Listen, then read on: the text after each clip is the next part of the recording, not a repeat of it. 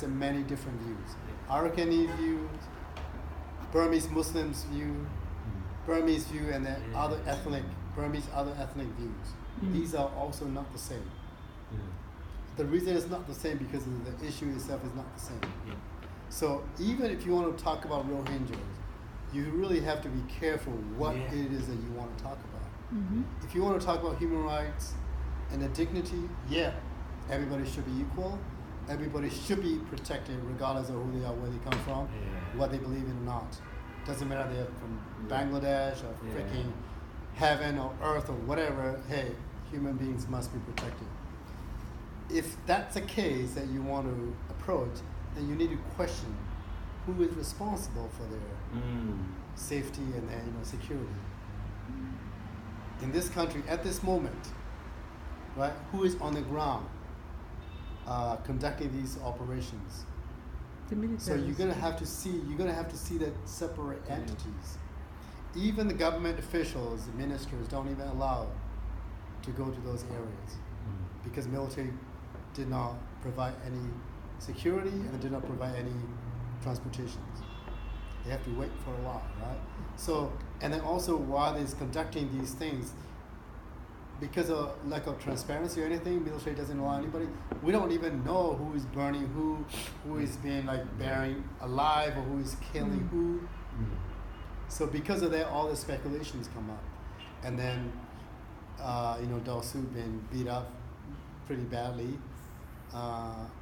It's really hard to speak out without really knowing all the facts, without really But also, so it would be a sort of article that would touch all these points, because that's not what's coming out in the international press. It's just one side of the coin. So it would be an article where you show that complexity that you're talking about. But not go into, you couldn't go into detail on the different aspects. I will just to give a sense that say that there's the many issues, narratives. You can look at, a narrative based on migration, religion, ethnicity, citizenship, resentment, security, humanitarian. So many narratives are there. So many issues are there. And then if you want to just look at the Rohingya as they were, even then, that is also very controversial. And I think also, you also need to be separating the Rohingyas and then Islamophobia. What's happening in Arakan is not Islamophobia. It's not. It's more like a Rohingyas phobia, I think. Because you know what the meaning of the Rohingya means, right? The definition, what that means. That's Rohingya means Arakanese people, Arakanese in East Bengali language. Based in Bangladesh. Based in Bangladesh. That's why that term, that word itself is not acceptable. Because they are, I suppose, illegal immigrants. Yeah, exactly. They are seen as illegal. By labeling, by recognizing, now they're claiming not only the citizenship, now they're claiming ethnicity, which is going to come with the political, and then so many things going to come in the long term. But it's not really an ethnic. It's not really an ethnic thing. It's a political construct. It's a political, It definitely is a political construct. That's why government is completely saying no, doesn't exist. It's not even ethnic group. It's not even ethnic group. The word started to use in 1940 or 1950. Before then, it's not even used. And then if you also look at that group of people, Hindus believers come from the same region, are okay with that. Because they don't claim themselves as a Rohingyas. So they are completely living peacefully with Arakanese or whoever there. Only the Muslims, even the Muslims, there's a split between Muslims. Some Muslims claim to be Rohingyas, some Muslims claim to be just Burmese Muslims. Right? So those who claim to be Rohingyas as an ethnicity, that's a problem. So now they mix that with the religion, Muslims, which is not really completely separate issue. I spoke to my taxi driver, right, on the way back from work today, he was a Muslim. And I said to him, oh, okay, so he's explaining to me, didn't understand everything he was saying, but he's saying there's 4 types of Muslims who went through the FNC or various names. So I asked, what about Rohingya? What do you think about Rohingya? And he was like, no, they're not the same. Yeah. No, they're not Myanmar Muslims. Yeah, exactly. Myanmar Muslims are these 4 groups. Yeah. Rohingya, no, they're from They always say they see them as like illegal immigrants. It's one of the issues. Yes, and even like this UN coordinator that was there in mission in the Rakhine state, he said even amongst Muslim and Rohingyas there are some rivalry between them, because now they're seeing that the Rohingyas are getting more support than themselves, because they are both poor, and now they are seeing themselves with less support than the Rohingyas. I think those are the narratives that getting. we have to be careful when the aid and then all these assistants are even blocked or like they protested.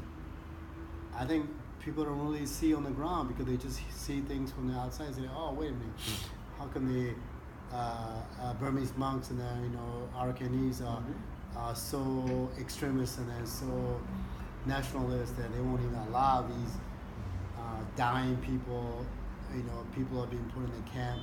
They're not even allowing them to deliver food. How cruel, So I think these are the narratives that international communities fed over and over again. And putting more pressure in Aung San Suu Kyi, and she's getting less support internationally, and it feels like the militaries are getting sort of not protected but hidden in that story. Like, I think so. And she's getting all the blame. Always against fighting against the military. So now it's like I was in line and with then the military. that would come that on, man, would let's just fight take this together, and that would just take Aung San Suu Kyi sort of not power, but it would take her international support, and then that would just give the militaries. They're not seeing that this is giving the military more. Sort of because media wants sensational and sexy stories. That's why it's sell, because they got more readers come and then they got more money for the advertisement. Because even in Brazil is everyone knows now about Myanmar. Yeah, the whole world. The whole world. The whole world thinking, oh, these are like freaking bad people. These are freaking inhumane people. We supported them when they were freaking out of the military. Look what they have done to these people, poor people. Which is sad that a lot of people, these people have been living there for generations. That's no doubt about it. I think 1982 citizenship law, and then these people have been used many different times in the history by different politicians and groups, right? Both sides. You're right. Yeah, they also been used in Bangladeshi side also, because the government is liberal. They were Rohingyas, and this movement is supported by Chittagoniya. That's a more conservative opposition party. It's controlling that part of the Bangladesh, opposed to the current government. So current government wanted to resolve this problem. They don't want this RASA, rebel groups, and that sort of thing, because these are the groups that are supported by opposition party on the Chittagoniya. So they could win the election in Bangladesh next upcoming election. If that's the case, this issue is going to get escalated worse, escalated to higher intensity, because they're going to support RS. It will be like a Bangladeshi behind it.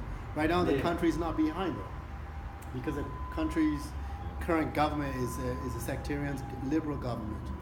Even though she is, speaking out, before she doesn't even want to recognize them, because they wanted to stay away from this issue. And also within the Arakan state, Rakhine state, NLD is not being welcomed by the Arakanese people. During the 2015 election, the Nationalist Party won the votes for the entire state, right? So they demanded to be appointed by the chief minister by that party. That party is sort of like a nationalist, very conservative party. If that party got elected, if the party elected the chief minister, these people been burned up a long time ago. These Rohingyas been gone a long time ago already. So Daw Suu sees that. So that's why she went against the will of the winning party on the Arakan state to appoint the NLD chief minister there in Rakhine state. Because of that, people and the parliament is not supporting the government of Rakhine. Government of Rakhine is the NLD. All the MPs and the majorities are Rakhine's nationalists. So that's another political problem that NLD is facing in Rakhine state. So not only military but also inside NLD itself has All the layers. NLD doesn't have control on the government, also in the security yeah, on the ground. Right. So when the first August 25th, after that, the minister requests the military to go visit. He said no. The military said no security, nothing, we can't. A few times, they can't even get there. So even the government, NLD government, doesn't even know what the hell is happening there. So when the international community pointing fingers, there's all these shouting and screaming. She didn't have any knowledge or control. She just only knew what the military told her. So that's what I'm saying. There's many layers. To me, I think if we really want to solve this problem, we should all pressure the military. Yeah, I think we the should all pressure pressure has the military to follow and the instruction from the civilian government. Let the civilian government because they're all lead this pressuring movement. just Aung San Suu Kyi and then leaving the militaries military is doing their own thing. So burning the villages, we don't know who the hell military is burning, or they themselves, military say, oh, these guys just burn and run away. And then, does it make sense? I don't know. It doesn't make sense for the and then they hold the Ministry of Defense as well, isn't it?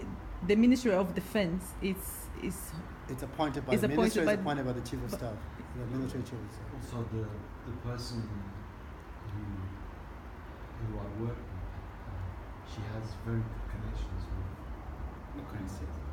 Within the sort of humanitarian people in Bangladesh, and the doctors there have said that they're seeing some really horrific evidence of sexual abuses on women. That really.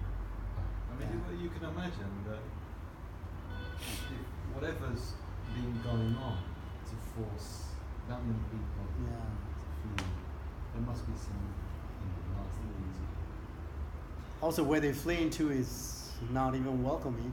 Yeah, not because I was in the airport. They don't even know where they're going to. Yeah. Also, they're a victim of their own politicians. Let's say politicians who wanted their own sort of independence, separation. Those people don't necessarily. They're not even there. They don't know. They're not even there, and they don't necessarily 100% win. But they're just caught in the middle of basically political battles. I mean, it's really sad to see that. You have to question that. What's happening there. No one really knew exactly what happened or what took place. That's the thing. We can't really know. Yeah.